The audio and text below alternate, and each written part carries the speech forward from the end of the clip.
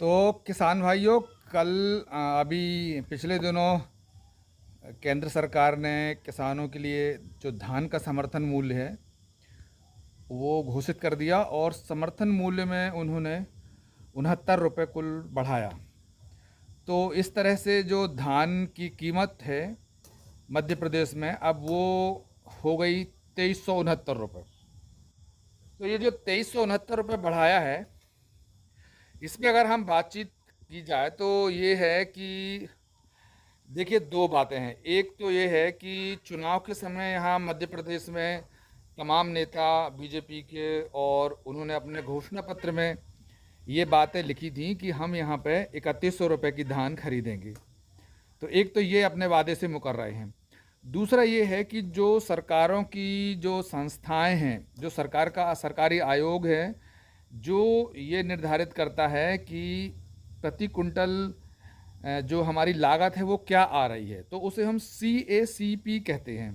तो जो CACP आयोग है, तो CACP आयोग ने भी ये अपनी रिपोर्ट्स केंद्र सरकार को दी है, जिसमें वो ये कह रहे हैं कि किसानों की को 1 क्विंटल धान उगाने में जो लागत आ रही है और उसमें जो फार्मूला लगाओ, तो एक तरीके से वो ये कह रहे हैं कि 3050 रुपये किसानों को इसका लागत मिलना चाहिए।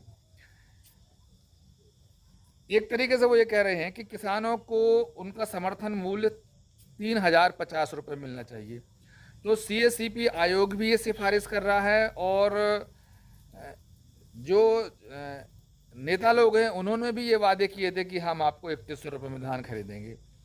लेकिन हो ये रहा है कि जो केंद्र सरकार है वो किसानों को सिर्फ 2300 रुपये में उन्होंने 69 रुपये बढ़ाया। तो अगर आप ये भी देखें कि तीसरा इसका जो एंगल है, वो तीसरा एंगल ये है कि इन्फ्लेशन रेट जो है, महंगाई की दर है, वो देश में 6% है। तो जो भी कर्मचारी होते हैं उनको उनके साल भर में जो वेतन में 6% उनका जुड़ता है, महंगाई भत्ता जुड़ जाता है।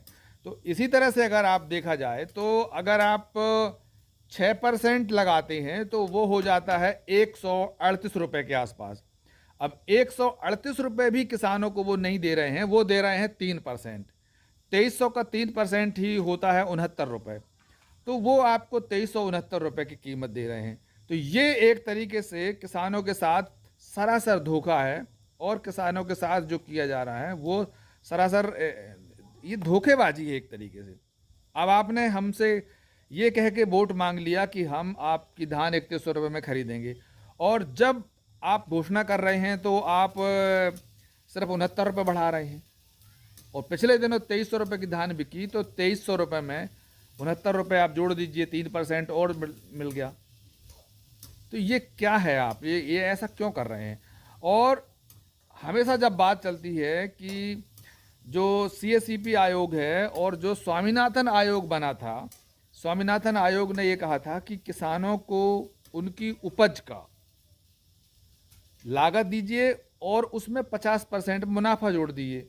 तो इसको लेके जो फार्मूला तय हुआ था, वो फार्मूला जो है, वो फार्मूला जो स्वामीनाथन आयोग ने बनाया, वो फार्मूला था C2 फार्मूला कहलाता है। अब C2 फार्मूले का मतलब ये है कि आपकी उसमें जो इनपुट कॉस्ट है, मतलब जो आपकी 1 क्विंटल धान उगाने में जो लागत आ रही है वो जुड़ेगा, प्लस जो परिवार जो खेती कर रहा है उसकी मजदूरी जुड़ेगी, प्लस इसमें जो ज़मीन आपने किराए से ली है अगर, तो ज़मीन का किराया भी जुड़ेगा, और अगर आपने नहीं ली तो भी उसमें ज़मीन का किराया मान लिया जाएगा। तो इस हिसाब से इसमें तीनों चीज़ें जुड़ जाती हैं कि आपकी लागत हो गई। लागत में जैसे कि खाद की लागत, बीज की लागत, डीजल की लागत है, पानी की लागत है, जुताई है, कटाई है, कीटनाशक दवाइयाँ हैं, ये लागत के अंतर्गत आ गई। और जो फिर इसके बाद मजदूरी आ गई, और इसके बाद आ गई उसमें ज़मीन का किराया। तो ये तीनों चीज़ों को मिला करके होता है C2 फार्मूला कहलाता है। तो जो केंद्र सरकार है वो इस फार्मूले से किसानों का भुगतान नहीं कर रही है। हाँ, तो जो केंद्र सरकार ने फार्मूला लगाया, वो लगाया A2 फार्मूला। A2 फार्मूला में ये होता है कि जो आपकी लागत होती है वो लागत लागत मतलब जैसे कि आपने बीज कितने का खरीदा, फिर आपने उसमें खाद खरीदा, फिर उसमें डीजल लगाया, फिर उसमें कीटनाशक दवाइयाँ डाली। तो ये जो इनपुट कास्ट है, ये A2 फार्मूला के अंतर्गत आता है। तो A2 फार्मूला से सरकार अपना कॉस्ट निकाल रही है, जबकि स्वामीनाथन आयोग ने C2 फार्मूला दिया था, जो मैंने आपको पहले बताया। तो डिफरेंस ये दोनों में है, और इसीलिए क्या हो रहा है कि लगभग 750 रुपये प्रति कुंटल किसानों को घाटा हो रहा है। अब 750 रुपये प्रति कुंटल घाटा है। अब आप समझ लीजिए कि यदि कोई किसान 100 कुंटल धान बेच रहा है, तो उसका तो 75,000 का नुकसान हो गया ना। अगर उसको ये 75,000 रुपये मिल जाते हैं, तो कम से कम वो बिजली के बिल दे सकता है समय पर, अपने बच्चों की पढ़ाई लिखाई, कापी किताबें खरीद सकता है, अपने बच्चों को कपड़े ला सकता है।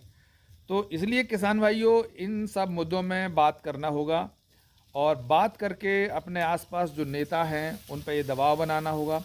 आसपास के जो किसान हैं उनसे ये बात करनी होगी।